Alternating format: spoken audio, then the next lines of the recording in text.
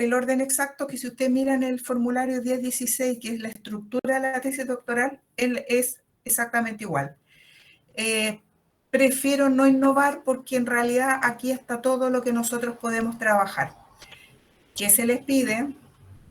Como en todos los trabajos, referencias bibliográficas, citar de acuerdo al protocolo que según APA, ¿cierto? Incluir bibliografía, cuando dice referencia se refiere al interior del texto, formato APA y con una extensión máxima de 50 páginas. Profe, ¿qué pasa si, estamos hablando del último trabajo, profe, ¿qué pasa si me salen 55? Nada, no pasa nada. Profe, si tengo menos tampoco, ¿ya? Este es el último trabajo, que en realidad partimos por el final, pero tiene fecha ya para febrero. Entonces, lo importante es señalar acá que no, siguiendo este orden, no van a tener sorpresas que le diga, mire, es que en realidad usted tiene que poner esto aquí o usted no cumple el D16, cosa que nos pasa permanentemente. Yo no lo digo, pero yo sé que otros colegas se preocupan tanto de que el orden sea igual al de 16 que se lo señalan directamente a los estudiantes. Les queda claro que no es un orden que yo inventé, sino que lo estoy tomando del doctorado. Si leen el D16 se van a encontrar con la misma estructura con la que vamos a trabajar.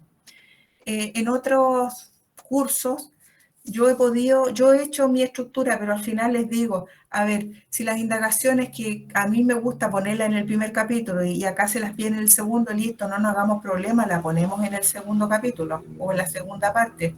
¿Para qué ser un poco, o sea, si ya sabemos que se lo pide, no insistamos en un orden diferente. Ahora, todas las tesis doctorales, según la universidad, pueden tener su propio orden, pero todas tienen esto, ¿cierto? Este mismo, cada uno de los componentes de una tesis doctoral tiene estos mismos componentes. No hay otra que diga, no, es que yo trabajo de otra manera. Pueden alterar el orden, pero el formato es igual para todas. Las tesis doctorados, también muy similar a la tesis de magíster, por supuesto. Entonces, ¿les queda alguna duda respecto de el orden? Todo claro, doctora, gracias. Sí, luego que avancemos un poco, yo hice la revisión de la primera actividad y finalmente la cambié considerando que creo que hay que darle un poco más de énfasis al problema de investigación para que para poder avanzar, y cuando me refiero a problemas también me estoy refiriendo a los objetivos de investigación y a la pregunta de investigación, para poder avanzar de paso más firme para el segundo capítulo o esta parte de referentes teóricos, legales, investigativos. Aunque si ustedes tienen claro cuál es su tema, los antecedentes legales no van a variar demasiado, aunque ustedes cambien algún objetivo. Amaury. Sí, doctora, una pregunta con respecto a la forma, pues obviamente de la redacción. Sí, obviamente tenemos entendido que se requiere un rigor, obviamente, por supuesto, a nivel doctoral. ¿Cómo nos aconseja usted que abordemos esa parte? ¿Con bastante detenimiento, con mucha profundidad, utilizando de pronto alguna estructura ya dada? Tengo esa inquietud con respecto a la construcción, obviamente, de la narrativa, por decirlo así. De la narrativa. Bueno, uno supone que a estas alturas de la vida del trabajo académico, ya ustedes ya pasaron por una tesis de grado, una de maestría. Por supuesto que necesitamos rigor en la redacción, ¿cierto? En la ortografía. El estilo lo puede poner cada uno de ustedes, pero debe entenderse, por supuesto. Hay estilos que son más literarios, otros más históricos. Bueno, como ustedes escriban, tienen que hacerle el favor a la lectora o al lector de entender lo que está leyendo. Cuando nosotros nos preocupamos de escribir, lo hacemos no solo en función de lo que nosotros queremos contar, ¿cierto? Pensamos en que al otro lado va a haber una persona que lee y que debe entender lo mismo que ustedes quieren señalar. Respecto de lo que yo hago también, siempre estoy incorporando algunos elementos de redacción, sobre todo comas, que a mí me gusta ir con comas, cuando veo que faltan yo le voy poniendo, siempre trato de ir mejorando los textos, también le voy diciendo en qué, pero el documento como tal tiene que estar bien escrito, presentable, con la redacción necesaria, y de hecho a ustedes se les pide cuando entregan tesis que una persona ligada a la, no sé si dice literatura o lengua castellana, les revise su trabajo. Sí. Eso se lo exige el doctorado, pero también es bueno, y yo creo que es un acierto si ustedes le entregan sus trabajos a otras personas de su confianza, que les pueda revisar.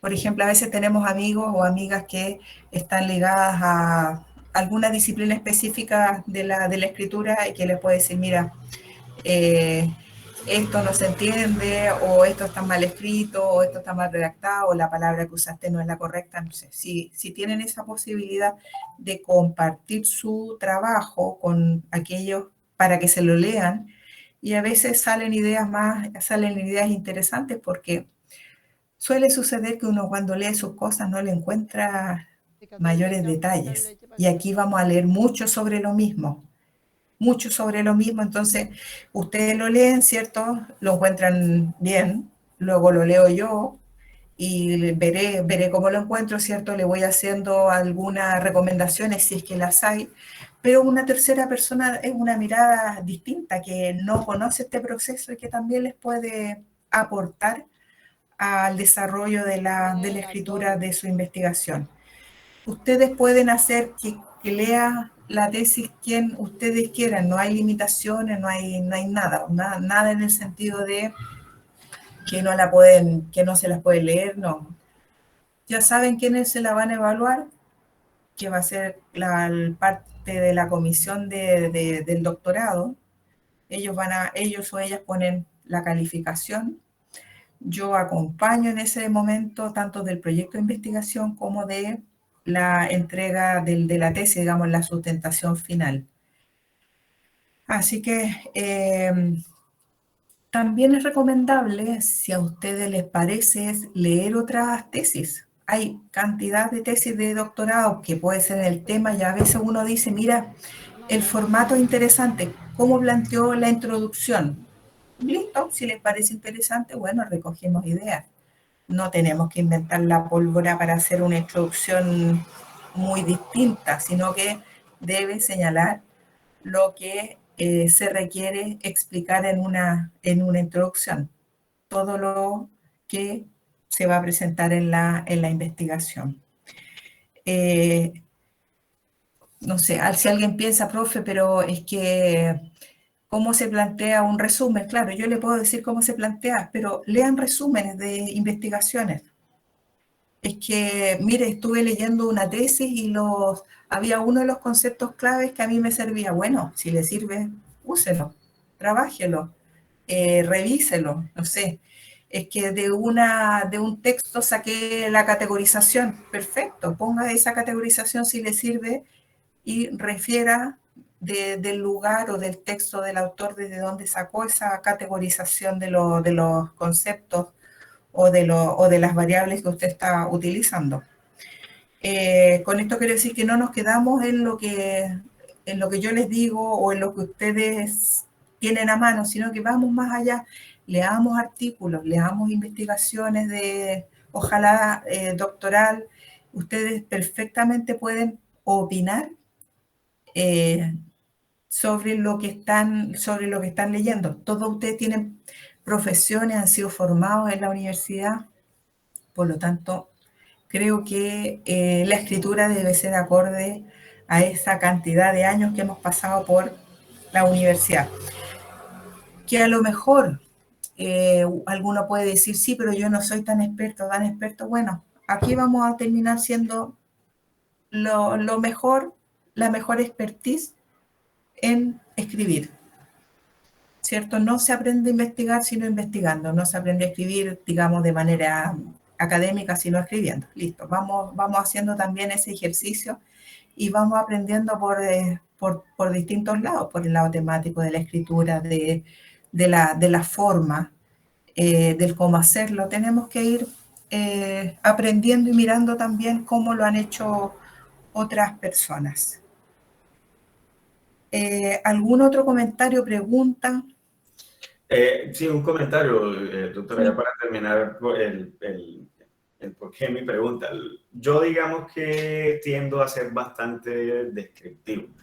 Por ejemplo, con el compañero Jesús hicimos un trabajo en una asignatura y tuvimos que ser bastante resumidos porque el estilo yo soy bastante minucioso. Por ejemplo, con el profesor Héctor, ahorita en el trabajo que tuvimos que entregar, él pedía, por ejemplo, tres páginas, 3 hojas, 3 cuartillas. Y cuando me di cuenta ya llevaba 6, tuve que resumir. O sea, eso es algo que digamos, he adquirido yo. Y con la anterior profesora, pues tuve también ese mismo inconveniente que me decía, elimina esto, quita esto, quita esto. Entonces, mi pregunta era precisamente para ver cómo era su estilo, cómo lo podíamos, cómo nos aconsejaba de pronto para evitar precisamente eso, porque de todas maneras hay que hacer correcciones, pero entre menos número de correcciones, pues más avance en el proceso. Pero esa es la pregunta.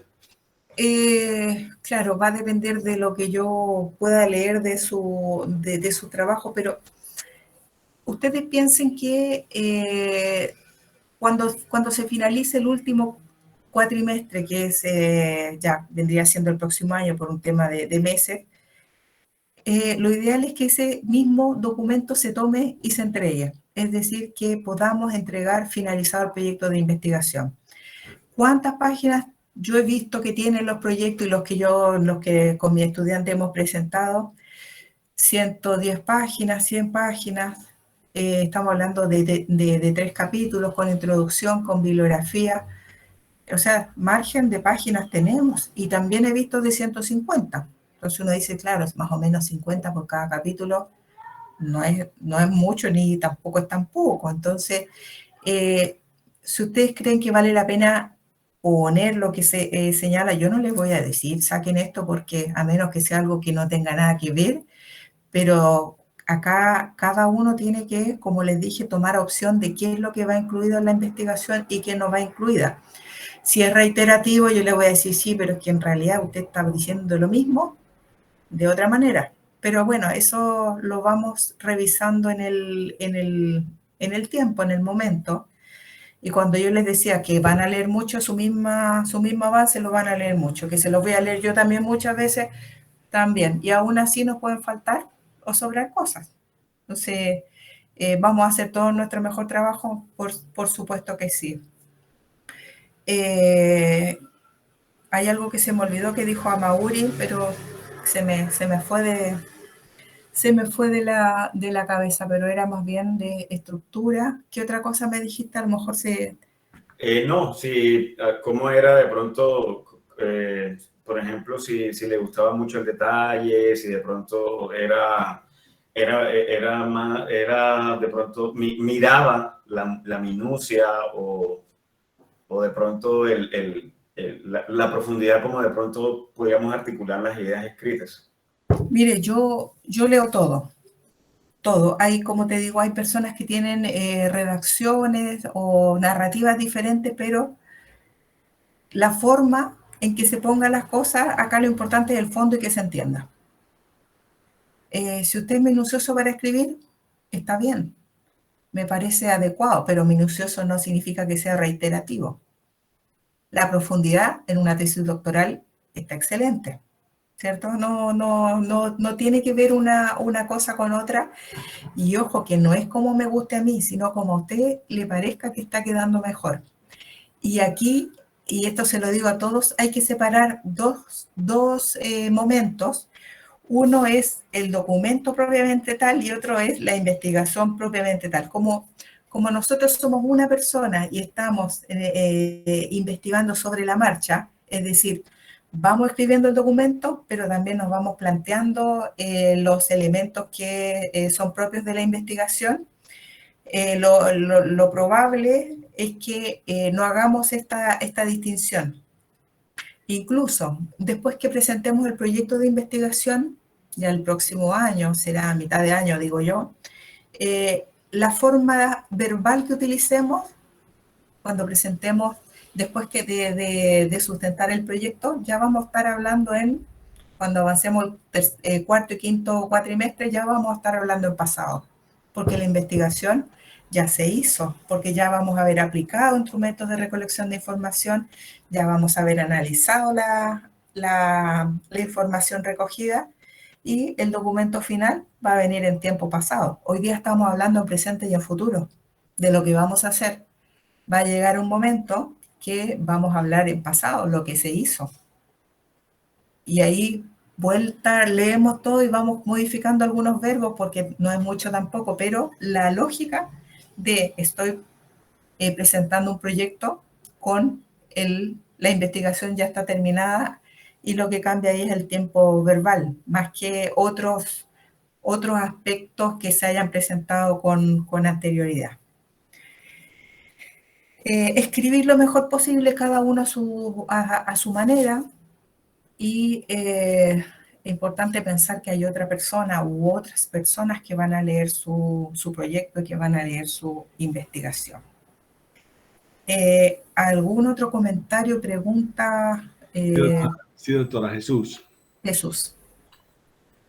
Bueno, en primer lugar agradecerle por la asesoría que me brindó esta semana. Yo se lo agradecí pues mucho por correo, por el mensajero, me siento muy feliz. Este es un momento propicio para hacer cambios, inclusive cambios no únicamente de forma, sino de fondo.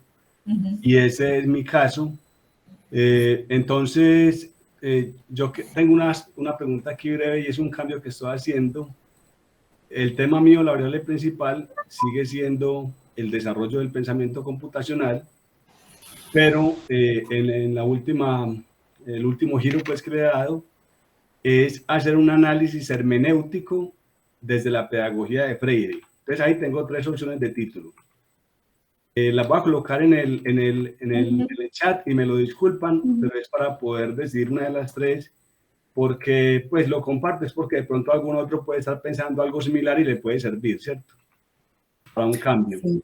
Lo primero, Jesús, mientras usted pone eso, es que cuando usted está hablando de la teoría crítica, de la pedagogía crítica de Freire, ya decir que trabaja con variables, ya estamos mirando...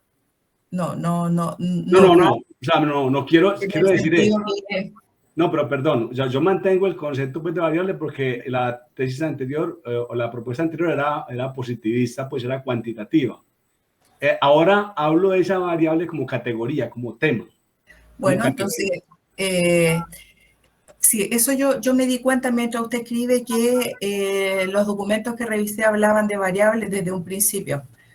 No, porque era positivista, o sea, primero no, claramente. Es que aunque no sea positivista, hablar de variables desde un principio de los conceptos que va a trabajar en el problema, tienen que estar esos conceptos. La parte positivista o la epistemología que va a trabajar más adelante va a ir en los referentes teóricos, ¿cierto? Y después en la metodología.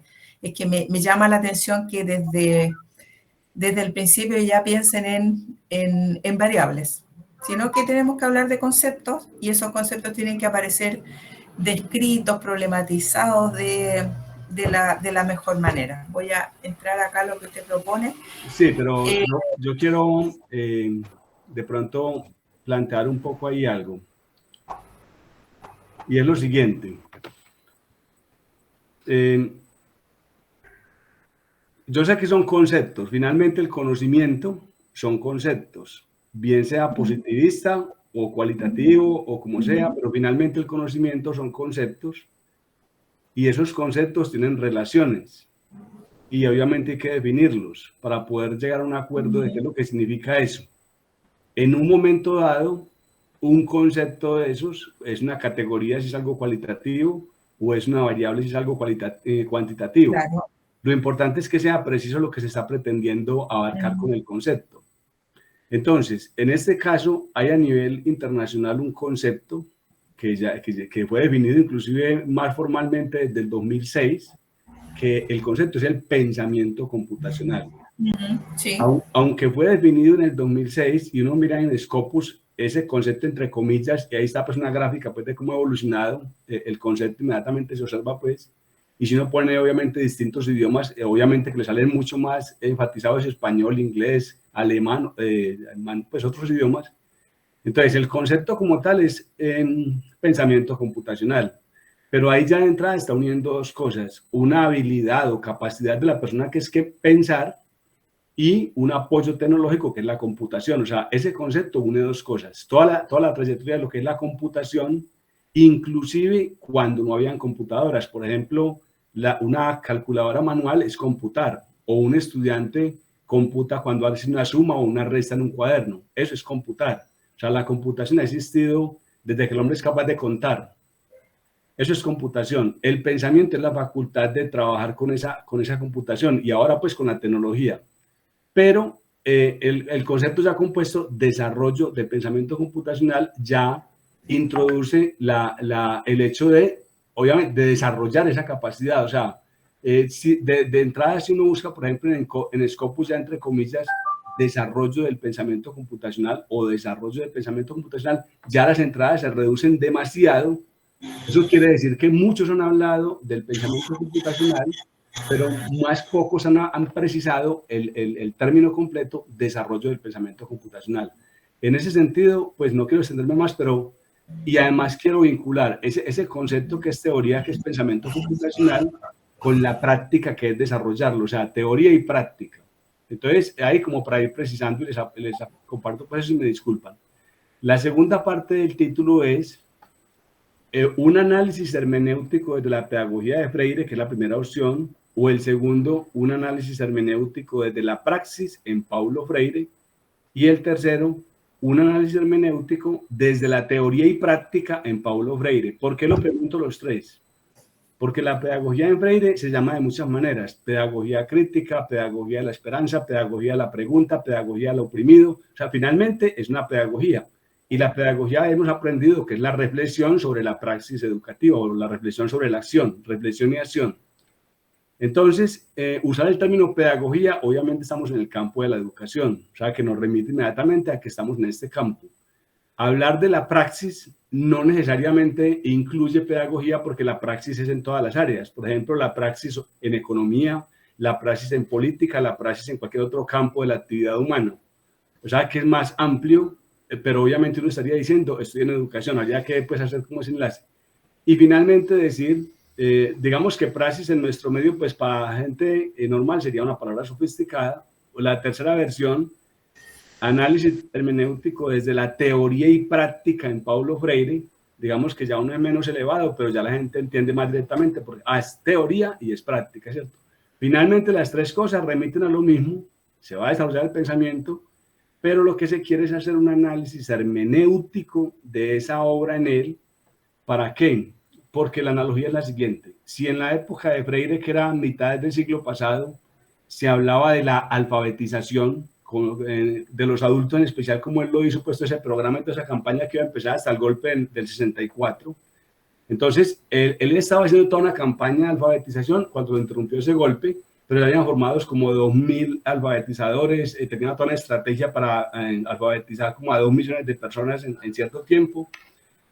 Y eso es a través de una metodología del método Freire, o los círculos de la cultura, ¿cierto? Pero entonces, está esa parte. Actualmente, o sea, en la actualidad escuchamos hablar alfabetización digital. O sea, eso sí ya pues que la alfabetización digital, la habilidad del siglo XXI, el pensamiento computacional, la programación, la robótica. Pues en ese sentido uno podría empezar a hacer paralelos de que en ese tiempo se requerían círculos de cultura para una alfabetización normal, digamos, de leer y escribir, apropiarse de la palabra, como decía Freire, saber decir su palabra. Hoy por hoy, los jóvenes y las nuevas generaciones tienen la necesidad de una alfabetización que les permita participar en esta nueva cultura digital que invade pues, el mundo, ¿cierto? Y sobre todo participar con pensamiento crítico. De pronto, como ingeniero que soy, he tenido como siempre la costumbre de hacer algo muy práctico, muy medible, muy que se muestre, muy de producto, pero ya aquí por un momento tengo que hacer como el análisis o como el ejercicio más bien de renunciar como a algo muy tangible porque estamos en un nivel doctoral. De hecho, yo quitaría el capítulo 6, que es propuesta, que como dicen que puede ser opcional, no me pondría porque inmediatamente me absorbe como el hecho de pensar en tienen que hacer esto, otro, pues hay que especificar muy claramente el plan y las actividades. Entonces quiero como quitarme ese tema mental porque la anterior sí era muy de ejecutar un plan, de hecho lo llamé plan estratégico, o sea, algo muy de... Y eso también, perdonen que me estén atando los compañeros, es porque esta actividad también está basada en un semillero de pensamiento computacional que yo ya ejecuté en el colegio donde trabajo. O sea, yo tengo fotos, le mandé incluso un documento a la doctora Marcela de cómo se ejecutó ese semillero, con fotos, con actividades, qué estudiantes se apasionaron con el tema y todo eso. Entonces, este doctorado no es otra vez para hacer otro semillero, diría yo, el énfasis, sino para hacer una reflexión sobre esa praxis y yo como ingeniero poder decir, listo, entonces, ¿esto qué otro enfoque se le podría dar pedagógico para que se salga un poquito de esa cultura maker y esa cultura activista y de juegos de la lúdica que están los muchachos, pero muchas veces está faltando esa parte reflexiva y crítica? Bueno, pero esa tecnología, ¿cómo la están usando los que tienen el dinero, los que tienen el poder en el mundo? ¿Cómo nos están manejando? ¿Cómo nos están invadiendo? ¿Cierto? De hecho, un dato escalofriante de McLaurin, de Peter McLaurin, en su pedagogía crítica, es que unas 40 multinacionales del mundo están manejando el 70% de las acciones públicas que existen a nivel global.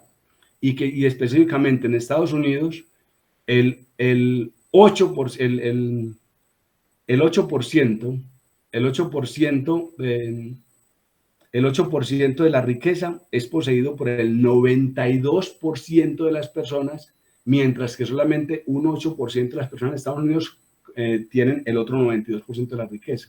O sea que las diferencias pues son abismales y digamos que ese dilema entre el poder y el tener y el saber, digamos que es algo teórico, una discusión teórica, pero en la práctica eso es lo que ocurre. Entonces, si los estudiantes no, definitivamente, por ejemplo, yo hago esta analogía. Freire en su momento pudo haber dicho en Brasil, es que la palabra la tiene el colonizador, la escritura, la palabra oral y escrita la tiene el colonizador.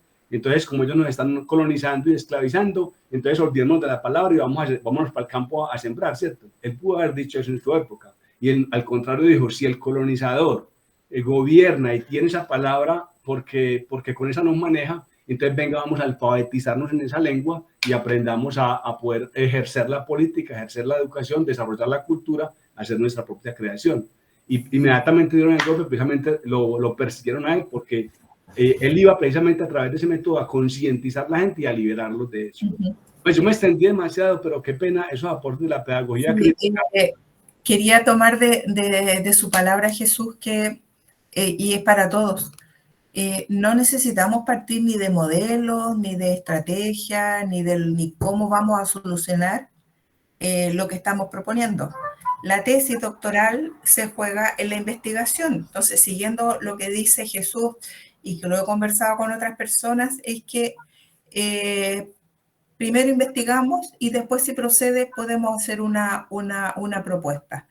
Por lo tanto, requerimos tener problemas de investigación para poder abrirnos al conocimiento. Respecto de la pregunta de Jesús, yo leo y me parece, Jesús, que la tercera nos da más, nos da una información más completa de lo que usted quiere hacer, independiente que después se abra un poquito más en los objetivos, pero creo que trabajar la teoría y la práctica de Paulo Freire en relación al pensamiento computacional y la hermenéutica que está guiando esos dos conceptos, podría ser más interesante en su planteamiento. Las tres son interesantes, son muy similares, pero teoría y práctica, como usted señala lo del semillero, pienso que estaría mejor, digo un poquito mejor porque los otros también estarían bien. Hay que, recuerden, situar este título que estamos planteando, situarlo en una localidad y situarlo en Colombia. ¿Y por qué situarlo? Porque los problemas de investigación no se estudian en toda Colombia. Sería ideal porque, ¿cierto?, obtendríamos un conocimiento gigante, pero somos una persona, somos investigadores solitarios y necesitamos organizar nuestros tiempos y nuestros recursos. Entonces, lo vamos a situar en una localidad, en una comuna. Yo prefiero hablar de localidad más que desde ya situarlo en un colegio específico. Y luego en Colombia, porque hay que recordar que aquí en UNMESID hay tesis de Panamá, Colombia, Ecuador y Estados Unidos. Entonces es mejor ya ponerle Colombia. Jesús. Sí, iba a preguntar que como esto va a ser una investigación documental, o sea, ya no va a ser con personas, sino que como es análisis hermenéutico, yo quiero hacer una investigación documental. Ahí pregunto, si yo la voy a hacer documental, si la población son una serie de documentos a los cuales va a aplicar hermenéutica, Claro. tanto, entonces ya ¿por qué tengo que acotarlo, por ejemplo, a la localidad? Claro, también es cierto lo que usted señala, porque cuando yo le escuché decir que usted tiene un semillero de estudiantes, pensé que iba a trabajar desde los documentos, con análisis documental y desde los estudiantes, pero tiene razón, si va a ser documental completo, no tiene que poner un lugar específico, ¿me entiendes?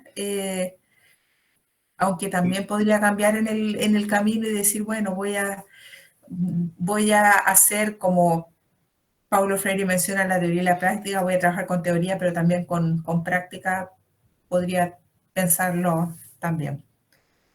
O sea, me gustaría precisar eso porque precisamente como he estado tan metido en la práctica, digamos que el doctorado me da la posibilidad como de alejarme un poco de esa práctica y reflexionar. O sea, no es que yo no la haya hecho, al contrario, yo he hecho la ingeniería por más de 20 años y la docencia ya por 4 años. Entonces, decir, por ejemplo, que yo estoy hablando únicamente de la teoría en la vida real no es correcto, porque yo hablo desde la experiencia y de la práctica que he tenido, sino que si lo puedo hacer 100% documental, me permite por un momento desconectarme de esa práctica, de toda esa operatividad, de reuniones, de logística, de grabaciones y concentrarme más ya en el asunto de la reflexión para poder hacer un producto teórico que logre hacer como una aportación sin esas restricciones de consentimientos informados, que cambie de colegio, que no se pueden reunir. No sé si de pronto me capta para esa recomendación. Sí, puede ser una investigación teórica y si lo plantea desde Paulo Freire significa revisar toda su obra, ¿cierto? O al menos, pero usted incluso va a señalar qué parte de su obra puede estudiar. Eso se puede, es posible, lo puede diseñar de esa manera, no habría ningún problema. Porque de todas maneras la obra de él cada vez se va complementando, pero por ejemplo, digamos, él tiene un libro específicamente que es por una pedagogía de la pregunta. Obviamente en la pedagogía de la pregunta, él habla de la pedagogía del oprimido, de la pedagogía de la esperanza, de la educación como práctica de la libertad. O sea, él no se divide por el hecho de que saca un libro o sacó otro. Entonces, ¿por qué me parece mejor, por ejemplo, centrarlo en una obra, por ejemplo, por una pedagogía de la pregunta? Pienso que es como tener un punto de referencia concreto para esa hermenéutica y de todas maneras uno desde ahí puede hacer enlaces hacia los demás elementos de él, pues otros documentos, otras cosas, pero creo que queda más delimitado la hermenéutica poniendo una obra como referencia. No sé si sea pertinente eso ponerlo en el título o después más bien en la delimitación, porque uno hace delimitación teórica, delimitación espacial, delimitación temporal, todas esas cosas. Entonces, eso de una vez reflejaron en el título, porque entonces, según lo que acabamos de hablar de que no habría que decir localidad, sería la opción tercera, que le agradezco mucho ayudar a decidir, me gusta mucho. Entonces, sería la opción tercera, Colombia. Sí, bueno, respecto de Jesús, de los documentos que usted vaya a analizar desde la hermenéutica, eso lo puede ir pensando en el tiempo para poder, cuando ya en el próximo cuatrimestre, tenerlo pensado para poder decidirlo y plasmarlo en la metodología. Si hoy día dice que uno puede ser, pero quizás en su obra pueda encontrar otros textos que le puedan colaborar con su investigación. Sí, muy bien. Lo que me refería es que si no ponen en cuanto al doctorado, no ponen como un límite, tiene que ser un libro, tiene que ser 10 libros, pues... No, o sea, no le van a poner ningún límite, porque el que hace la investigación es usted. Los textos de investigación, quizás si lee alguno de análisis documental, pero lo importante es saber qué es lo que va a analizar y desde qué punto de vista. Es decir, se elabora una pauta de revisión para saber cuáles son los elementos que usted va a considerar en la lectura, así como la pauta de entrevista, que iba a tener una pauta de trabajo documental. Está muteado Jesús. Sí, doctora, qué pena, que no les quito más tiempo, que muchas gracias, muy valiosos sus aportes. Ahí disculpan, pues. No se preocupe por eso. Entonces, por favor, en los temas de investigación, que vayan justamente a la investigación, luego las preguntas, la investigación también. A ver, siempre hay una relación directa entre el tema de investigación, la pregunta de investigación y el objetivo general. Los tres elementos, que son muy importantes, están dirigidos hacia la generación de conocimiento, uno como título, otro como pregunta y otro como propósito o como objetivo a lograr durante la investigación. Voy a compartir unas láminas, cualquier duda la vamos solucionando en el tiempo. Aquellas personas que me mandaron su documento y que por supuesto no lo he leído, me señalan por favor el horario, día disponible para que podamos conversar. Otra cosa que se toca acá, estamos a tiempo de poder hacer variaciones en lo que ustedes están presentando como investigación. Y con esto recupero lo que señalé, que les tiene que gustar a ustedes se tienen que sentir que es su investigación, porque esta investigación los va a convertir a ustedes en expertos de esa temática. Si este proceso es largo y piensen ustedes hacer algo que no nos convence o que nos parece que no es lo que queremos, busquemos elementos, podemos cambiar, si es que quieren. Cuando digo cambiar, está claro que estamos en un campo disciplinario trabajando, es que podemos cambiar de redacción, es que podemos cambiar a lo mejor algunos de estos conceptos que están a la base de nuestra investigación. Bueno, estamos en el momento para poder realizarlo. Doctora, disculpe. ¿Sí? Una cosita. Es que con respecto a lo que decía el profe Jesús, no sé, hay algo que él decía, no, que si tenemos una investigación cualitativa, no podemos hablar de variables, pero si hay dos tipos de variables, cualitativa y cuantitativa, o sea, no le veo de pronto, o sea, no entendí ese ahí, y también cuando usted decía que sí, ¿por qué hablábamos de variables? Si es que desde el punto de vista de las ciencias exactas, pues las variables son cualitativas y cuantitativas. Bueno, desde el punto de vista cómo está planteado desde la Universidad UMESID y como yo lo entiendo también, es a nivel conceptual. Cuando hablamos de investigación de variables ya nos va directamente hacia una investigación empírica positivista, cuantitativa. Cuando hablamos de conceptos sensibilizadores, quizás apuntamos a lo mismo pero con una mirada diferente, y que son en este caso las palabras, los conceptos que están a la base de la investigación. Profe, tema de cómo se llaman más. Profe, precisamente cuando yo hice la maestría y desde que estaba en el pregrado, los profesores sí me hacían énfasis en eso, en que si íbamos a hablar de estudios cuantitativos utilizábamos el término variable, pero si íbamos a hacer una investigación de corte cualitativo, el concepto a utilizar era categorías de análisis. Eso yo sí lo tengo claro desde que estaba en el pregrado. Entonces, cuando usted le hizo la apreciación a Sigilfredo, pues yo entendí esa parte porque teóricamente está establecido, pues ya eso lo establecieron los teóricos, que si vamos a hablar de investigaciones cuantitativas, utilizamos el término variable, y si hablamos de investigaciones cualitativas, utilizamos el término de categoría de análisis y esta otra que usted estaba mencionando ahorita. Sí, eso es correcto. Entonces, acá también, si tenemos duda de cómo se llama, en este caso, el concepto que nos estamos refiriendo, también podemos ir a la lectura de estos teóricos que nos van mostrando, bueno, cómo se dice en investigación tal elemento o cómo se construye tal elemento. Bueno, podemos ir leyendo, y además nos va a servir para justificar nuestra investigación. Yo prefiero que hablen, si es positivista, de variable, y si es una tesis cualitativa, de categorías, ¿cierto? Conceptos sensibilizadores, como le llaman acá. Voy a compartir una lámina, un par de láminas y algunos elementos que me parece que pudiera ser interesante para trabajar. ¿Están viendo la lámina que dice y Yasmina respondió? Sí, señora. Sí. Sí, profe, sí, doctor. Lo vamos a agrandar.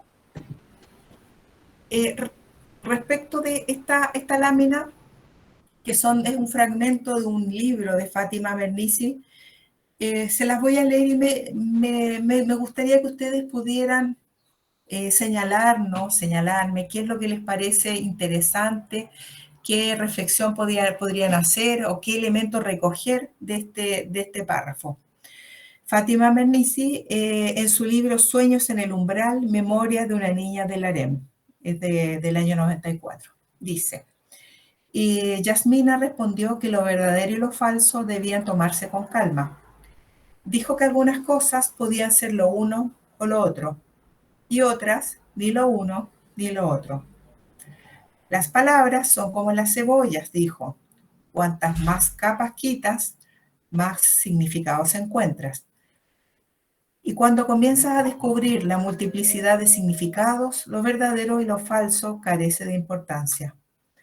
Todas las preguntas que tú y Samira habéis planteado sobre los harenes están muy bien, pero siempre quedará más por descubrir. Ahora quitaré otra capa para ti, añadió luego, pero recuerda que solo es una entre las demás. ¿Qué les parece este fragmento que rescatarían? ¿Qué elementos considerarían o hacia dónde va apuntado? No el fragmento, sino que desde la investigación.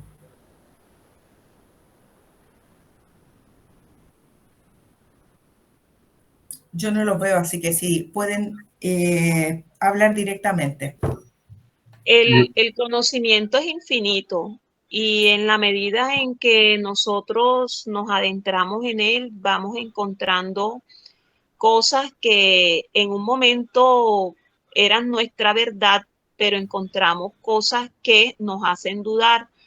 Entonces, por eso es que cada día estamos investigando, estamos indagando, y cada día encontramos cosas nuevas que nos ayudan a falsear lo que en algún momento se creyó cierto. Y por eso aparecen nuevos paradigmas. Y si nosotros analizamos, por ejemplo, las revoluciones paradigmáticas de Kuhn, vamos a ver el ciclo en el que entra una verdad. O sea, que hoy día podemos reconocer que algo es cierto, pero que llega un momento en que esa verdad entra en una crisis paradigmática y va a ser reemplazada por un nuevo paradigma. Entonces, en este sentido, debemos estar abiertos a nuevos conocimientos y a estar siempre tratando de descubrir, digamos, que la variabilidad de todo lo que nos rodea. Muchas gracias. ¿Alguna otra opinión? Sí, voy a hacer un pequeño aporte. Precisamente es uno de los postulados de la hermenéutica, que finalmente al abordar cualquier obra o texto, sea gráfica o arte o en cualquier campo, entonces eso lo aborda alguien o un equipo, una persona, pero siempre cada uno desde su historia efectual. Y por ende esa interpretación que expone, esa hermenéutica que hizo, pues no es única, ni es camisa de fuerza para nadie. Gracias. Gracias. ¿Alguna otra opinión? Bueno, Sí, doctora. sí, Compañeros. lo escuchamos. Es imposible no leer o no escuchar este fragmento y no pensar en la teoría semiótica. Cuando habla, por ejemplo, de la multiplicidad de los significados, cuando habla precisamente de cómo adquieren las palabras o las acciones o los constructos humanos una dimensión sígnica especial. Y yo creo que precisamente con la investigación nosotros podemos darle un sentido precisamente a los problemas que circundan, en este caso pues, a los paradigmas educativos, pero también a la misma realidad. Porque como lo dijo la compañera Xiomara, lo que hoy puede ser tomado como cierto, mañana puede ser cuestionable o inclusive refutado. Entonces esto también es bonito imaginarse que el esfuerzo que estamos haciendo nosotros, por ejemplo, ahora, en un futuro, podrá servir de base para otras, para que se expresen otras instancias del sentido, pero que con pequeños o grandes esfuerzos estamos precisamente construyendo una nueva visión de una propia realidad, un nuevo significado y un nuevo sentido. Gracias por su opinión.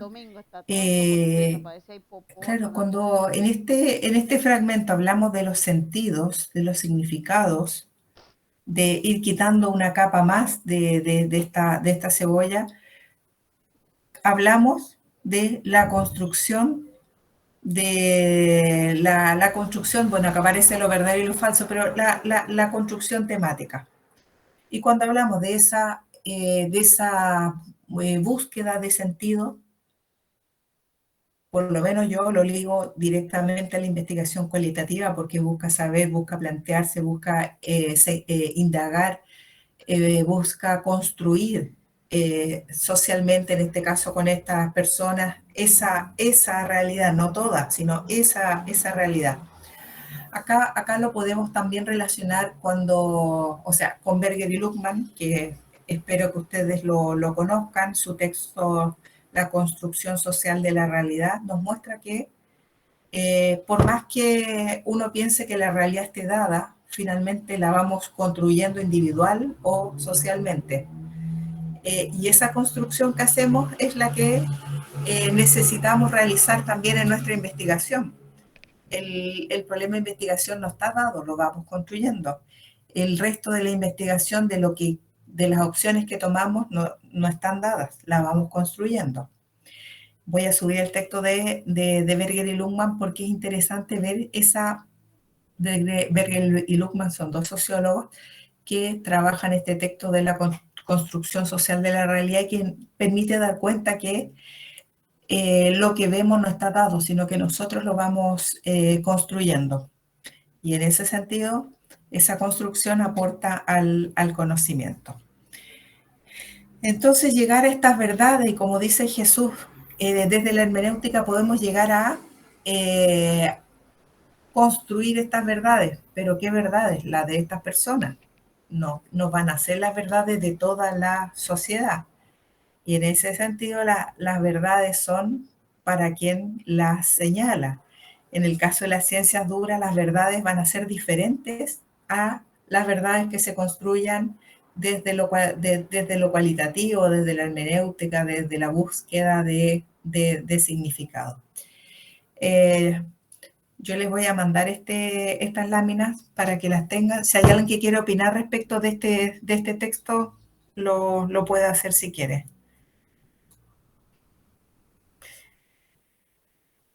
Vamos a seguir con otro autor. Esto yo lo trabajo en el curso 1, porque es importante conocer esto, no es muy largo este párrafo de Giorgio Agamben, porque nos habla de qué es ser contemporáneo. Y nosotros tenemos que fijarnos en esa contemporaneidad para también situar nuestra investigación en aquello, en este pensamiento, en este planteamiento. Pero bueno, dice, ¿de quién y de qué somos contemporáneos? Fíjense que es un concepto que lo venimos usando y que nos sentimos sumamente contemporáneos, pero aquí él se hace la pregunta respecto de qué somos contemporáneos.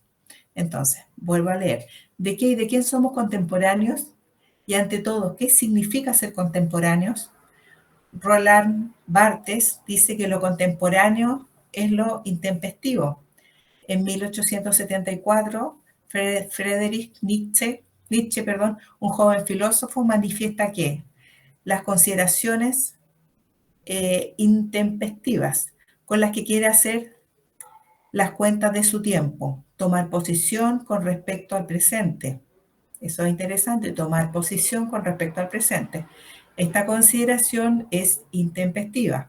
Así se ve al principio la segunda consideración, pues trata de entender como un mal, un inconveniente, un defecto, algo de lo que la época está orgullosa, es decir, su cultura histórica, pues yo pienso que de todos somos devorados por la fiebre de la historia, pero por lo menos tendríamos que darnos cuenta. Él lo dice como Nietzsche habla de ese mal, ese inconveniente, eso que nos preocupa, eso que nos hace sentir que algo falta. Estoy pensando, asimilándolo a la investigación. Tomamos posiciones respecto del presente, pero tenemos una consideración respecto de aquello que nos incomoda y que tendríamos que darnos cuenta. Pero claro, nos damos cuenta cuando lo podemos investigar o somos conscientes de lo que vemos.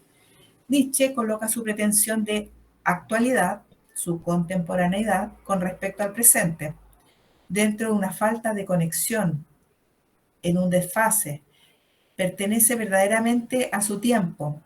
Es realmente contemporáneo aquel que no coincide perfectamente con él ni se adapta a sus pretensiones, y es por ello, en este sentido no actual, pero justamente por ello, justamente a través de esa diferencia y de ese anacronismo, él es capaz, más que los demás, de percibir y entender su tiempo.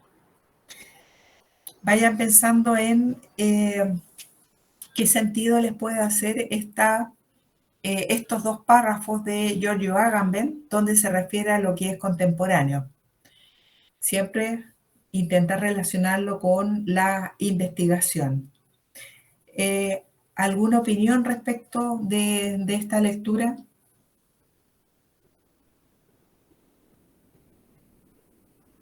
De pronto lo que hoy día es contemporáneo para nosotros y va a ser nuevo en su momento, en el futuro ya no va a ser contemporáneo, sino que va a ser parte del pasado y va a servir como base teórica para lo que en ese momento va a ser contemporáneo y va a ser, digamos que nuevo en ese momento. Entonces aquí nos están hablando básicamente de que nosotros a veces juzgamos que por qué se pensaba de esa manera si hoy se ven las cosas tan claras, pero que en ese momento eso fue nuevo, eso fue el boom y sirvió como base teórica para lo que nosotros estamos viendo hoy día. Asimismo, nosotros vamos a ayudar a que se vaya avanzando en el conocimiento y lo que de pronto nosotros vamos a acotar para que sea el boom en el futuro va a ser algo de pronto que va a servir de base, pero que no va a ser tan boom en ese momento porque ya va a ser parte del pasado. Gracias. ¿Alguna otra opinión? Sí, lo pienso mucho, la gente que se ha adelantado a su tiempo. Ajá, sí. Por ejemplo, cuando un Albert Einstein propuso la teoría de la relatividad, que mucho después fue comprobada. Ujú. O sea, hay gente que en realidad es adelantada a su tiempo, o los que hablaban mucho antes de los aparatos que vuelan, o de los viajes al espacio, o de los viajes al fondo del mar, pero en ese momento no tenían la tecnología para hacerlo, y esas cosas después, que en su momento fueron ciencia ficción, después ya las vemos. Gracias. Gracias. Doctora, Sí.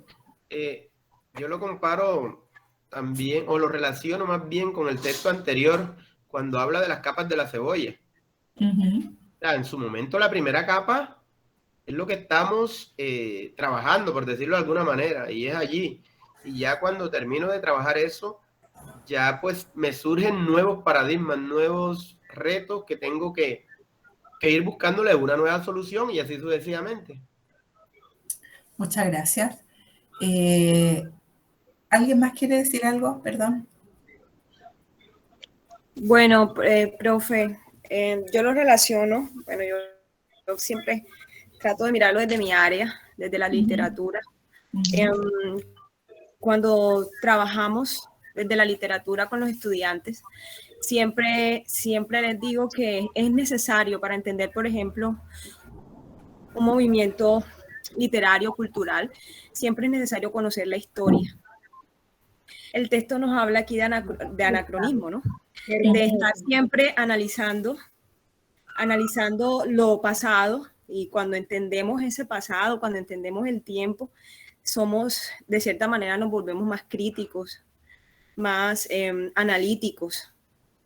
¿Ya? Entonces no podemos percibir lo contemporáneo sin conocer lo anacrónico, lo pasado, lo anterior, la historia. Entonces yo les hago mucho énfasis a mis estudiantes en que hay que conocer la historia, hay que conocer los movimientos, las líneas del tiempo, para poder entender e incluso proponer. De cierta manera, cuando estamos analizando estos tiempos, personajes históricos, personajes, hechos o situaciones importantes de la historia, estamos también, podemos ser capaces incluso de proponer cosas nuevas y de analizar y de criticar y de desarrollar todas estas habilidades que a veces en estos momentos son muy poco desarrolladas por la cuestión de la tecnología, y los chicos están muy metidos en la internet, y es importante que ellos también desarrollen esto, y nosotros pues lo hacemos también desde la investigación. Muchas gracias. Recoger que en este caso también el ser contemporáneo en la investigación es ser crítico, ese crítico que es capaz de ver lo que hay más allá de una simple mirada. Ese ser crítico que es capaz de construir, así como las láminas anteriores, construir esas verdades, o distinguir la verdad de lo que no es verdad, de poder construir realidades, ¿cierto? De acuerdo a lo que está, bueno, en este caso relacionando la investigación. Lo que nos pide, o lo que nos pedimos en este momento, es ser personas que nos paremos, claro, en el aquí y en el ahora, pero que vislumbremos aquella incomodidad en el saber, ese vacío del saber, eso que no nos acomoda, para poder investigarlo, ¿cierto? A partir de ahí, de esa posición crítica, encontrar nuestra posibilidad de investigar, nuestra pregunta de investigación, nuestro tema de investigación, y aportar de esa manera al conocimiento. ¿Alguna otra opinión? Sí, doctora. No sé si fue Gadamer o Kierkegaard que dijo que lo contemporáneo genera una crisis de la identidad, porque precisamente esa mirada que se tiene, por ejemplo, situándola desde un pasado, la vista del presente hacia el futuro, realza esos sentimientos de que pudo haber sido mejor si se hubiera hecho algunos esfuerzos precisamente para mejorar. No sé si fue Kierkegaard o Gadamer, también hablaban sobre que lo contemporáneo es una tarea para la conciencia, como especie, como seres humanos. Pero me gusta más la versión de Paul Ricoeur, que dice que el ser humano vive también en un estado de retroceso, una anterioridad simbólica.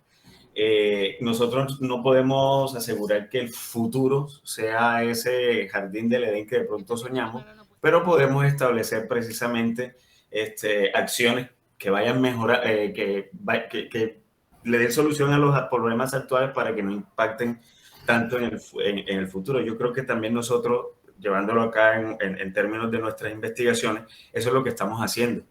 Y precisamente, por lo menos en mi caso, que más que todo mi investigación es mirar la incidencia del aprendizaje basado en proyectos en los estudiantes de bachillerato acá en Bucaramanga para mejorar la producción oral del inglés. He mirado, por ejemplo, una gran cantidad de bibliografía y no hay mucho de ese trabajo acá. Entonces, de cierta manera, uno como investigador tiene cierto peso en los hombros precisamente por lo que viene. Porque se le da acá en Colombia, pues es bastante las críticas que se le han dado a los resultados de los estudiantes, por ejemplo, en comprensión lectora en español y obviamente también en inglés. Entonces, de cierta manera, vivimos con ese deseo de mejora, que es lo que precisamente proponen estos tres que he citado.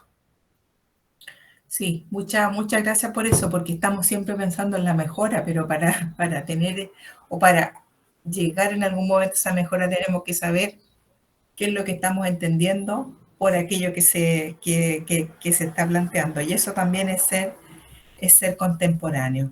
Sí. Iba a dar otra última palabrita y es precisamente un aporte de Freire. Él habla de el inédito viable y es ese sueño, esa esperanza, esa utopía. Pues parece utopía, pues, pero en términos de Galeano la utopía en realidad nunca se va a alcanzar, sino que nos sirve para caminar, para apuntar hacia ella. Es como una visión. La visión debe ser ambiciosa, nos orienta, nos estimula. Nunca la vamos a alcanzar a ese nivel, pero es utopía, es inédito viable y por eso vale la pena luchar. Gracias. Gracias. Bueno, continúo con estos dos párrafos de lo que es ser contemporáneo y así damos paso después a lo siguiente. Dice, esta falta de coincidencia, este intervalo, no significa obviamente que contemporáneo sea aquel que vive en otro tiempo, un nostálgico que está mejor en la Atenas de Pericles o en el París de Robespierre. Un hombre inteligente puede odiar su tiempo, pero de todas maneras sabe que pertenece a él irrevocablemente, sabe que no puede huir a su tiempo. La contemporaneidad es esa relación singular con el propio tiempo, que se adhiere a él, pero a la vez toma distancia de éste. Más específicamente, ella es la relación con el tiempo que se adhiere a él a través de un desfase y un anacronismo. Aquellos que coinciden completamente con su época, que concuerdan en cualquier punto con ella, no son contemporáneos, pues justamente por ello no logran verla, no pueden mantener fija la mirada sobre ella. Bueno, vamos viendo esta necesidad de separarnos, dar un paso atrás, un paso al lado, ¿cierto? Para poder observar nuestra historia, ¿cierto? Nuestro presente, nuestra situación, o cuando digo nuestra me refiero a la situación o las situaciones en las cuales vivimos, trabajamos, y que ser contemporáneo significa que no estamos coincidiendo quizás con otras personas que están visualizando de otra manera las situaciones. Entonces, esto de encontrar un problema que queramos investigar también nos hace ser contemporáneos. Nos permite tomar distancia para poder investigar ese problema de investigación. ¿Algún comentario, aporte? Bueno, cuando encontramos este problema de investigación, que es aquello que no ha sido investigado, es aquello que nos permite llenar un vacío en el conocimiento social, el conocimiento científico, en el conocimiento educativo, ese es un problema de investigación. Investigar significa generar conocimiento, conocimiento nuevo. Lo nuevo también se puede expresar en que no es que tengamos que descubrir la pólvora que cuando la descubrieron ya era algo nuevo, sino que crear ese conocimiento para el aporte, en este caso de la educación, significa generar un espacio que no ha sido llenado anteriormente y que nosotros sí lo podemos llenar con nuestra investigación. Y me estoy refiriendo a eso, que no estamos pensando en grandes temáticas para desarrollar una tesis doctoral, sino que estamos pensando en un problema que no se ha estudiado anteriormente y que genera un conocimiento con mayor profundidad respecto a lo que sería una tesis de maestría o una tesis de grado. ¿Y por qué con mayor profundidad? Porque nosotras, ya estamos en el campo. Cuando hacemos una tesis de grado, ingresamos a la carrera, ¿cierto? Estamos ingresando al campo, en este caso el campo de la educación o de la pedagogía. Cuando hacemos un posgrado, una maestría, estamos profundizando en relación a este campo que hemos venido ya trabajando. Y hoy día que tenemos mayor conocimiento, tenemos mayor experiencia, vamos a generar una investigación recuperando nuestra experiencia, nuestros conocimientos para ver y ubicar este vacío en el conocimiento y poder llenarlo nosotros con una investigación con mayor profundidad. Lo que hay que tener siempre claro es qué vacío estamos llenando, y por eso yo la semana pasada les decía respecto a las indagaciones preliminares que nos colaboran con encontrar ese vacío que nosotros vamos a llenar, y debemos tenerlo muy claro en la justificación y en el aporte de la investigación a la sociedad, que son temas que ustedes trabajaron en el cuatrimestre pasado. Vamos ahora a señalar qué es lo que va a entrar en el primer trabajo de este curso. Es cierto que yo subí un primer trabajo que lo revisé, y este lo voy a volver a subir para que ustedes tengan seguridad respecto de lo que tienen que avanzar de aquí al... déjenme un poquito a la fecha. Aquí lo tengo, al 27 de noviembre. El cuatrimestre pasado ustedes avanzaron en descripción del problema de investigación, es decir, señalaron un título y señalaron un problema de investigación y lo desarrollaron. Cuando decimos desarrollar, necesariamente implica tener algunos aportes del punto, si es que lo hay, del punto de vista cualitativo, ¿cierto? Cómo lo viven los sujetos, y cuantitativo. ¿Qué relación ha tenido, por ejemplo, si estamos hablando de una, no sé, de la lectura, los resultados de las pruebas saber? Por ejemplo, si estamos hablando de comprensión lectora, bueno, también tienen algunos elementos cuantitativos, estadísticas que están en el Ministerio de Educación en el caso de Colombia. Cuando formulamos la pregunta de investigación también la contextualizamos, no basta hablar de la deserción escolar, tenemos que hablar de la deserción escolar a nivel general, luego de lo que está pasando con la deserción escolar a nivel de Colombia, por ejemplo, y a nivel local del municipio o de la localidad donde ustedes estén trabajando.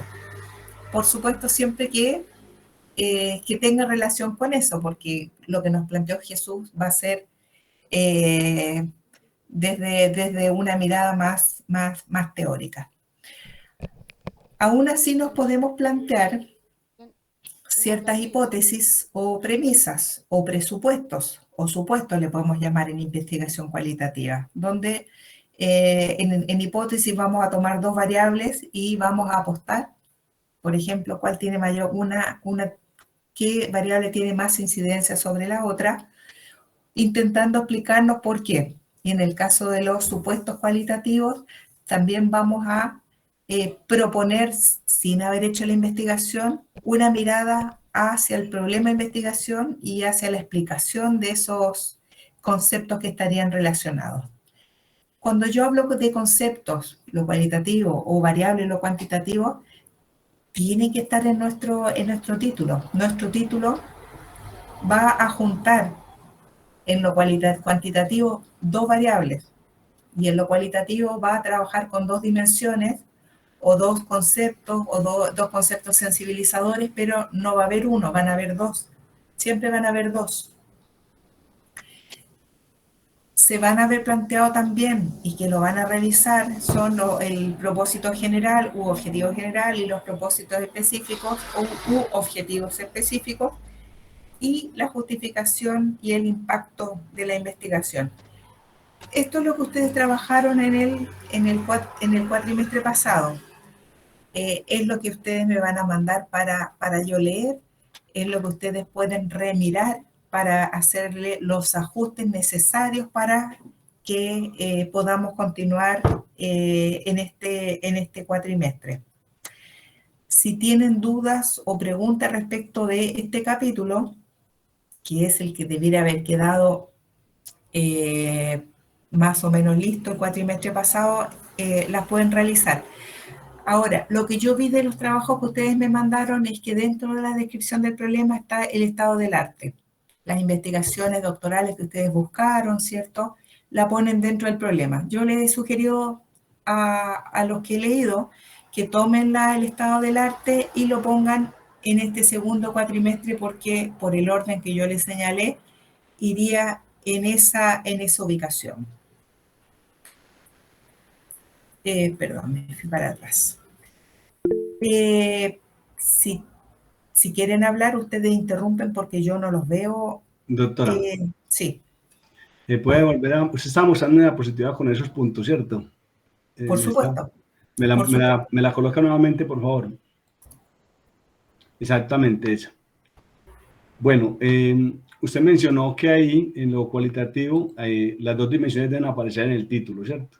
Sí. Entonces, con esa propuesta 3 que acepté, una dimensión sería el desarrollo del pensamiento computacional y otro sería la teoría y práctica en Paulo Freire, ¿cierto? Ahí estarían los dos. Cierto. Así es. Ah, bueno, muchas gracias. Sí, ¿y cómo las va a unir usted a través de la hermenéutica que puede ser trabajada desde la metodología? Entonces Sí, van a haber siempre dos elementos a relacionar. Quizás su tesis de grado lo hicieron con uno, pero ya en este nivel de formación van a ser dos, que por ahí puede aparecer una tercera, podría aparecer. Pero con dos estamos bien. Y digo estamos bien porque se las van a contar. ¿Usted trabaja con dos? Sí, listo. ¿Usted trabaja con una? Le van a decir, no, tiene que haber dos. Cuando nos proponemos una pregunta de investigación, bueno, un tema de investigación lo transformamos en pregunta de investigación, en objetivo general, que es igual que la pregunta, pero con un verbo de conocimiento. Vamos a ir trabajando los objetivos específicos que nos enmarcan nuestra investigación. Es decir, cada objetivo específico nos va dando la dirección de la investigación, que luego los tomamos uno por uno y los transformamos en la línea a seguir de la metodología. Entonces, cada objetivo tiene una continuidad en la metodología de la investigación. Si están claros los objetivos, vamos a tener esa ruta clara. Si no están tan claros, bueno, les damos claridad y los vamos mejorando. Fíjense, cuando sabemos las dimensiones de una variable, en el caso cuantitativo, o las categorías de análisis, ¿cierto? De aquellos conceptos de lo cualitativo, categorías de análisis, nos permitiría también abordar estos objetivos de la mejor manera. Eso implica saber de lo que estamos hablando. Cada objetivo lo vamos a transformar en una línea de acción. Cada objetivo nos va a conducir a una técnica de recolección de información, esto más adelante, por supuesto, y cada técnica de recolección de información nos va a llevar a un instrumento de recolección de información. Por eso hay que tener claro que en este cuatrimestre vamos a trabajar cuáles son las dimensiones de las variables y cuáles son las categorías de análisis que podemos considerar en estos conceptos sensibilizadores. Yo hablo en general porque cada uno estará pensando en su propia investigación. Volver un poco a un problema de investigación. Cuando hablo de problema de investigación, lo de concepto de problema no tiene que ser pensado en algo negativo, ¿cierto? Pero se llama problema de investigación. Puede ser algo que esté sucediendo en un contexto determinado, que no tiene por qué ser algo negativo. Puede ser algo negativo, por supuesto, que nos permita desarrollar un proceso de investigación. De lo que parte sí es de una observación, situación observada, una situación leída del campo de las investigaciones teóricas, una situación percibida que abre proceso a un proceso de investigación que no ha sido estudiada antes. ¿Por qué digo percibida? Porque hay ciertos tipos de relaciones que yo no las veo, pero las percibo. Las relaciones de poder, por ejemplo. Yo no las veo, veo los resultados, veo cómo las personas se contactan unas con otras. Hay ciertos elementos que, si bien no los veo, y no porque no los vean no existen, por supuesto que existen, pero también se pueden estudiar. Nos planteamos qué quiero investigar, en quiénes quiero investigarlo, dónde quiero investigar. Las investigaciones, para nuestro caso en educación, tienen un contexto claro. Voy a sacar las investigaciones temáticas que pueden ser tanto, no sé, a nivel de toda América Latina, por ejemplo, pero las que realizamos generalmente están contextualizadas en un sector, en una municipalidad, en instituciones educativas, en instituciones públicas, en instituciones privadas. Bueno, por ahí vamos también delimitando ese dónde. Tenemos que pensar el dónde, por supuesto que va a depender de la investigación, pero ese dónde también nos sitúa que ahí vamos a investigar. Necesitamos requerir o saber qué información hay disponible. Si hay mucha información, hay que ver si se relaciona con lo que a nosotros nos interesa. Hay información en tipo antecedentes nacionales. Pienso, por ejemplo, en el caso del campo de la educación. ¿Qué está pasando con la educación a nivel nacional, las políticas educativas, las bases curriculares? Hay antecedentes locales, geográficos, educativos, el contexto social, económico, político, cultural de una localidad. De una forma u otra también afecta algunos problemas educativos. Todas las investigaciones, si ustedes pueden abrir la que ustedes quieran, al principio dice conceptos claves o palabras claves. ¿Cuáles son esas palabras? Generalmente son hasta 5 y que nos dice cuáles son estos elementos sobre los cuales gira toda la investigación. Por ejemplo, educación, enseñanza, aprendizaje, pedagogía, pensamiento computacional, pensamiento crítico. Bueno, los elementos que giran en toda su investigación, usted los señala claramente, los menciona solamente, solo mencionar estos 5 conceptos claves. ¿Se han fijado ustedes que en las tesis hablan de conceptos claves, verdad? Sí, señora, sí. Bueno, estos conceptos claves que vienen después del resumen, que un resumen es cortísimo pero muy concreto, nos dicen sobre qué se está trabajando. Y son tan importantes que nos dan una pista completa de los elementos a trabajar en la investigación. Por ejemplo, cuando yo leo los conceptos claves y dice TICS, que puede ser trabajado en investigación, sí, pero cuando yo veo ese concepto y que no es abordado por la investigación, yo desde ya digo, bueno, este no es un concepto clave. ¿Dónde están los conceptos claves? En el título, en la pregunta, en los objetivos, general y específico, supuesto general y supuesto específico. En las hipótesis o los supuestos, no están en otra parte. Sí puede ser un concepto que englobe que englobe una mirada que le estemos dando a la investigación, sí. Pero no los vamos a ir a buscar a otro lado, los buscamos dentro de nuestra investigación.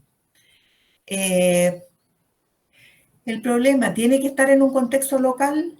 Puede estar en un contexto local, sí, pero puede estar en un contexto nacional, puede estar en un contexto específico, puede abordar una mirada de América del Sur, por supuesto, una mirada latinoamericana también, una mirada de toda América. Bueno, generalmente nuestros problemas por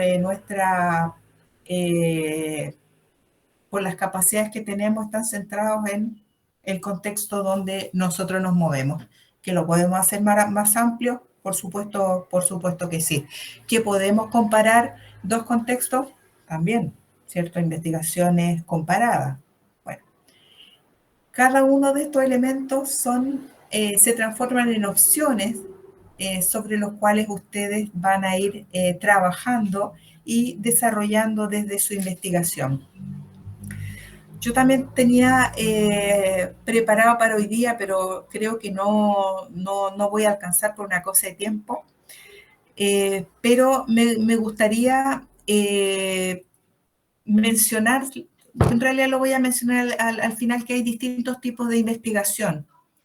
En el fondo, campos temáticos que nos permiten circunscribir nuestra investigación, que no es una obligación, pero fíjese que hay, por ejemplo, estudios culturales, que ahí se puede circunscribir cualquier tipo de investigación desde el punto de vista cultural, cuando su compañera habló de los temas literarios. Bueno, vamos a ver si nos queda tiempo al final, de lo contrario yo igual se lo estoy mandando. Justificación de la investigación. Esto ustedes luego comprendieron bien, que tiene que ver con una justificación teórica, metodológica y práctica. No necesariamente tienen que estar las tres justificaciones. Puede haber una, pueden haber dos, pueden estar las tres. El aporte que tenga o la mirada que tenga su investigación es la que ustedes tienen que abordar desde uno o más de estos puntos de vista. Teóricas, con qué autores teóricos yo he trabajado o desde qué teoría me voy a amparar. Metodológicas, por ejemplo, cuando las investigaciones que yo recuperé han sido todas cuantitativas y yo quiero aplicar una investigación cualitativa, bueno, ahí la podemos justificar de manera metodológica, y práctica son todos los aportes que yo voy a hacer al conocimiento. Yo creo que esta parte estaría trabajada en sus avances. Sin embargo, si ustedes quieren hacer cambios, también tienen que revisar si esto es adecuado con sus cambios. El impacto de la investigación que se les pide es dar cuenta del aporte que ustedes van a realizar al conocimiento de problemas concretos de una sociedad, de la educación propiamente tal.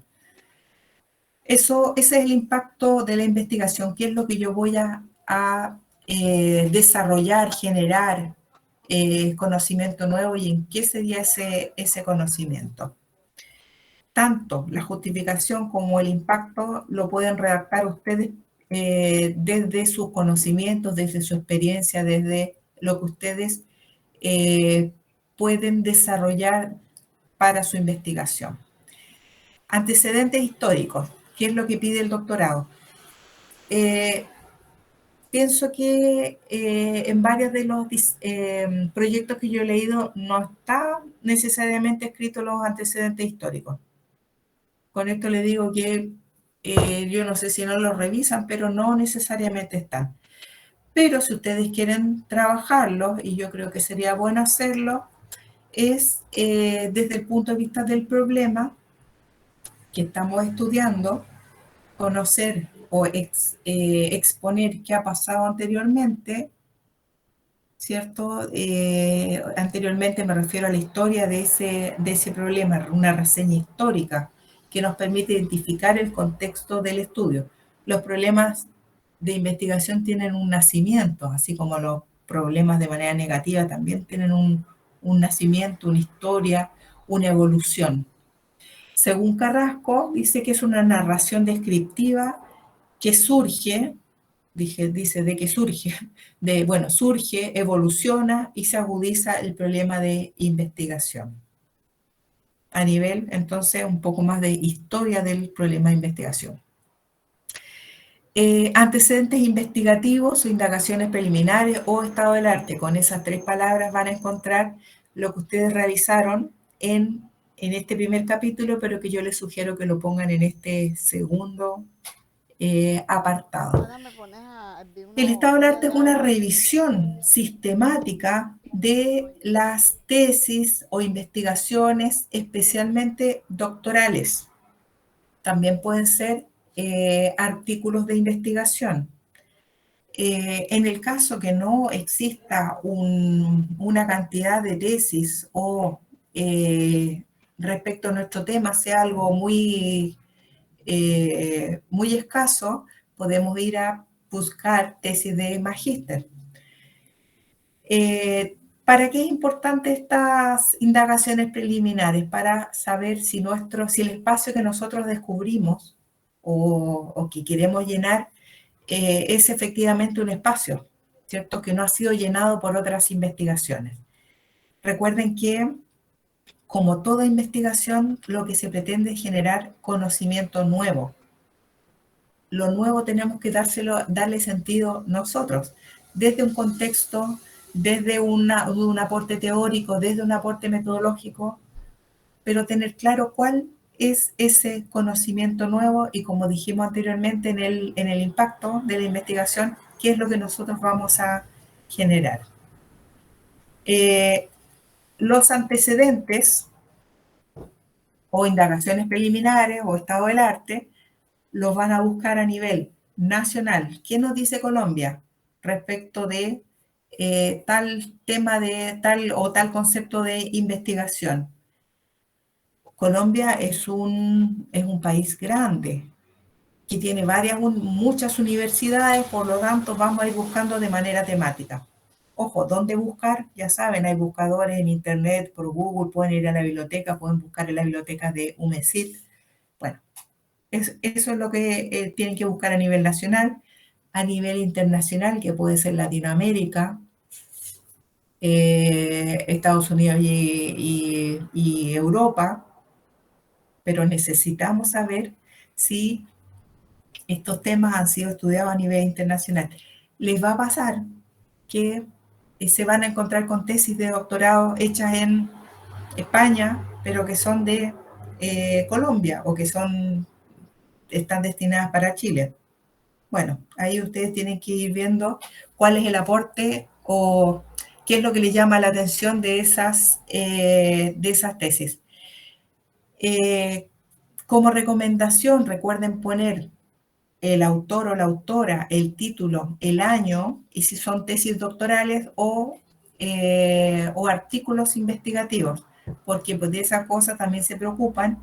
Y por supuesto los elementos que a ustedes les llaman la atención y que le aporta a su trabajo, o desde lo teórico, desde lo metodológico, o los resultados que ha tenido esa investigación.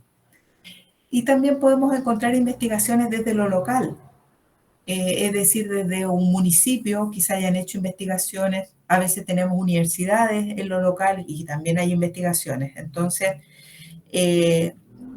Lo local también es nacional, por supuesto, pero está mucho más centrado en el contexto inmediato en el cual nosotros estamos. Respecto de estas indagaciones, ustedes sí las habían avanzado en este primer capítulo. Y por último, tenemos las bases legales. Como dice la palabra, tiene que ver con la legalidad, con aquellos documentos de naturaleza legal que sirven de testimonio referencial y de soporte a la investigación que se realiza. Son documentos oficiales, es decir, están emitidos de alguna institución, por alguna institución establecida, nacional o internacional, ministerios, bueno, constitución política, leyes, decretos, bases administrativas, políticas públicas, políticas nacionales, políticas locales, si es que tienen que ver con algún municipio o alguna zona geográfica específica, y también internacionales. Cuando digo internacionales, pienso en algunas instituciones que trabajan a nivel mundial, por ejemplo, la UNESCO. ¿Qué ha dicho la UNESCO respecto de la comprensión lectora? Que dice la UNESCO. Entren a la página de la UNESCO y se van a encontrar que trabaja muchas temáticas. Y por supuesto que estas temáticas están ofreciendo a los distintos países muchas veces cómo intervenirlas, cómo comprenderlas, qué se está entendiendo por las diferencias que hay entre África y América, la pandemia, qué pasó. Pero hay otras instituciones como la CEPAL, hay también los bancos, el Banco Interamericano de Desarrollo, el Banco Mundial también está aportando información respecto de algún problema de la educación. Obviamente son bancos, hablan de la economía y la educación, pero lo internacional son instituciones que trabajan a nivel mundial y que también tienen investigaciones temáticas en educación. Estas bases legales dependen del tema trabajado, pero hay que buscar cuáles son las que más se adecúan a nuestro problema de investigación. Si alguien piensa que estas bases legales se han trabajado en otras tesis y que me sirven, bueno, las tomo, voy a la fuente principal. Si fuente principal me refiero, si la tesis que yo leo habla de la Constitución, me voy a la Constitución y cito la Constitución. No voy a citar a otra persona que cita la Constitución de Colombia. Bueno, las leyes también van directamente ahí y hacen referencia a la ley o a las políticas educativas, incluso a las bases curriculares que pueden ser, como son obligatorias y están regidas por el Ministerio de Educación. Bueno, cada uno verá qué bases legales va a ir trabajando. Van a encontrar, y si no encuentran, bueno, piensen cuál es su tema de investigación para buscar desde lo prescriptivo, desde lo legal, qué es lo que le puede dar soporte a su investigación. Entre paréntesis, todas las tesis tienen este ámbito legal. Si tienen dudas, me las hacen saber, por favor. Bueno, vamos en lo concreto a lo que se va a pedir en la actividad 1, que fue reformulada y que la voy a incluir como actividad 1 final. Voy a transformar también la evaluación número 2 y la número 3 va a quedar intacta porque tiene las dos evaluaciones, tanto la 1 como la 2, fundidas en una tercera. En la evaluación primera yo le había pedido una suerte de síntesis de la investigación. Bueno, ahora lo que van a hacer es trabajar de la mejor manera, más completa. Si quieren hacer cambios los pueden hacer respecto de lo que ustedes trabajaron en el cuatrimestre pasado. Van a presentar un título de investigación, contextualización del problema, van a describir el problema con los antecedentes del mismo o de la situación problemática, van a formular una pregunta de investigación Digo, van a hacer, en algunos casos ya lo han hecho, pero si quieren hacer cambios pueden reformular en estos momentos, que hay tiempo.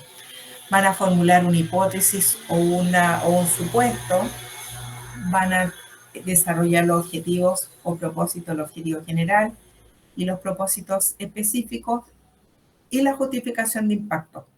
Recuerden que estos elementos habían sido trabajados el cuatrimestre pasado, que si quieren hacer modificaciones están a tiempo para hacerlo. Marcela, Sí. en esa, por favor, como en lo cuantitativo, en el numeral 3, como lo cuantitativo, la hipótesis es opcional, la cualitativo, la premisa o supuesto también es opcional. A ver, yo pienso que, a ver, las investigaciones cuantitativas todas llevan hipótesis y que en investigaciones cualitativas podemos hacer supuestos porque son apuestas a lo que va a suceder en nuestra investigación. Tanto con la hipótesis como en los supuestos, avanzamos en el conocimiento. Yo creo que siempre se pueden formular y creo que es bueno formularlas. Generalmente son un parrafito corto, no es más que eso. Ustedes pueden presentarla y después las leo, las leemos en conjunto y vemos si corresponden a eso en el caso de lo cualitativo supuestos. Supuestos, como la palabra indica, nosotros estamos suponiendo qué es lo que va a pasar con nuestra problemática de investigación. ¿Qué va a pasar? Nos estamos jugando una posibilidad. Que nos equivoquemos, generamos conocimiento porque no va por ahí. Que le acertemos, generamos conocimiento porque nuestro supuesto tuvo cabida en nuestra investigación. Yo les sugiero que presenten hipótesis, las hipótesis vienen con dos variables, por supuesto, y presenten supuesto de investigación. No, yo no lo veo tan si queremos, porque siempre tenemos una percepción sobre nuestra investigación. Y eso hay que ponerlo en escrito. Ustedes háganla. Si le falta algo, yo se los voy a decir, pero yo creo que van a andar bien cercano a lo que es una hipótesis o un supuesto. Si tienen dudas, tienen la posibilidad de preguntar, pero también lean otras tesis cuando ponen supuestos. Les digo que es corto, no es que sea un tratado, no, pongámosle un parrafito, un párrafo, no es más que eso. No, si leen y los supuestos son muy largos, no es así, es corto porque es algo muy concreto, es una apuesta concreta que yo estoy haciendo a mi investigación. Lo mismo la formulación de hipótesis. Si alguien pregunta cuántas hipótesis o cuántos supuestos, bueno, pueden ser más de una.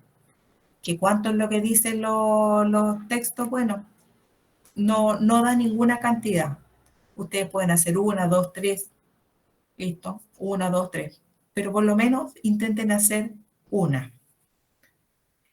Esta es la primera parte del primer trabajo y la segunda parte que tiene que ver con recolección de información desde el punto de vista de antecedente histórico del problema, los antecedentes investigativos de los que recién hablé, estado del arte o indagaciones preliminares, que ustedes ya lo tienen avanzado, y los antecedentes legales, tanto nacionales como internacionales.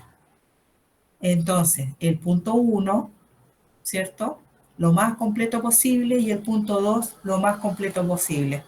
Cuando me refiero a completo es que si trabajan ahora, si destinan el mejor tiempo posible, no van a destinar más adelante el mismo tiempo a lo que ya tienen avanzado.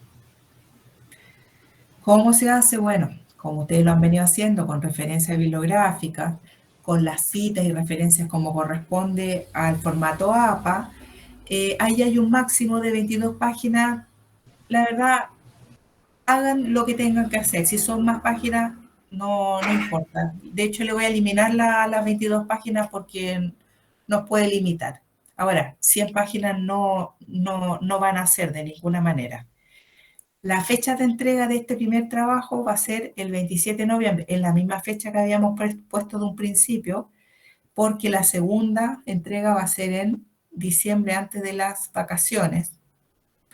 O vemos si la ponemos a principio, a mitad de enero, y la última para febrero. Valor de la calificación, 25%. Me voy a salir de acá para poder saber si alguien levantó la mano. Marcela, una pregunta. Jesús. Sí, una pregunta muy puntual. ¿Una tesis doctoral tiene un número mínimo de páginas o no? No tiene número mínimo de páginas, pero uno supone que tiene, al tener todos estos elementos que le estamos viendo como formato, no va a tener 50 páginas. Porque imagínense, estamos hablando de una tesis donde tiene el problema, ¿cierto? Como capítulo 1, los referentes teóricos y legales, la metodología, el desarrollo el análisis de la información y resultados, las conclusiones, la bibliografía, los anexos. O sea, estamos hablando fácil, aunque sea muy corta, de más de 120 páginas. Yo diría más cercana, generalmente son cercanas a las 200 páginas, conservando este mismo formato. Profe, es que voy en 300. Bueno, no es que la cantidad de páginas sea que relaciona una tesis mejor que otra. Hay gente que ocupa mucho anexos y también eso suma. Y hay gente que depende de la propia investigación que tiene algunos apartados más largos que otros. Acá no hay una norma que diga de cuánto tiene que ser. Si usted me dice, sí, pero yo voy en 500 páginas, le diría, pero algo está pasando ahí. O si me dice, profe, es que yo terminé y tengo 80 páginas, yo le diría, pero ¿está seguro que tiene todo o le faltará algo? Pero es lo que se ve desde la experiencia, más o menos en cantidad de hojas. Creo que por ahora no debiera preocuparnos eso, sí debiera preocuparnos que esté todo. Todo. Muchas gracias.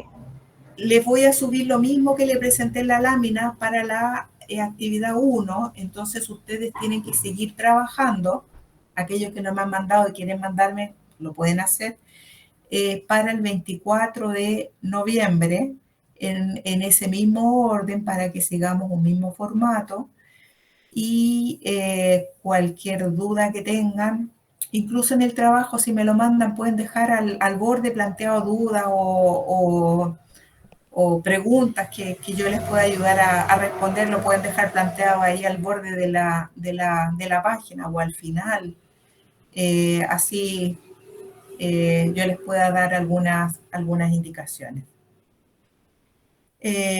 Bueno, pone Jesús que hay varios tipos de justificación: teórica, práctica, metodológica y social. Sí, perfecto. Está muy bien esas 4, si quieren ponerle y las encuentran, es acertado también. Ya para ir cerrando, que se nos pasaron estas 2 horas volando, dudas, preguntas, ya no nos vemos hasta prácticamente la primera semana de noviembre. No se asusten, porque si fuera necesario igual nos volvemos a reunir, pero yo quiero dejarles tiempo para que avancen en esta primera parte y lo que les estoy pidiendo de esta segunda parte. Ocupen este tiempo y por supuesto yo sé que están con el otro curso de Catalda, aprovechar lo más posible ese curso también. Preguntas, comentarios, dudas, acotaciones. De mi parte no, doctora. Gracias. Gracias a ti. Yo les mando el video y les mando las láminas también. Y de los tipos de investigación también, ustedes lo leen, por favor, para que vean que las investigaciones no van sueltas por la vida, sino que se pueden suscribir o tener un sentido de pertenencia a un campo disciplinario como el que yo les voy a mandar las láminas. Perdón, Jader, que no lo dejé hablar. No, doctora, gracias por Que muchas gracias y Solo un feliz por- día para todos. Listo, feliz día, feliz tarde, feliz fin de semana, les deseo lo mejor siempre, espero de todo corazón ser un aporte para ustedes. Bueno, profe, muchas gracias por todo, por su acompañamiento y que todos tengan feliz día. Igualmente, un abrazo para todos entonces. Nos Gracias, vemos doctora. empezando noviembre. Oye, que este año avanza rápido. Empezando noviembre, fijamos este siguiente encuentro. Ok, profe, listo, gracias. Chao. Igual yo digo finalizando noviembre, pero capaz que sea antes porque tenemos que repasar los antecedentes teóricos. Así que queda eso por definir. Un abrazo. Gracias, profe, por su valiosa participación. Gracias, profe.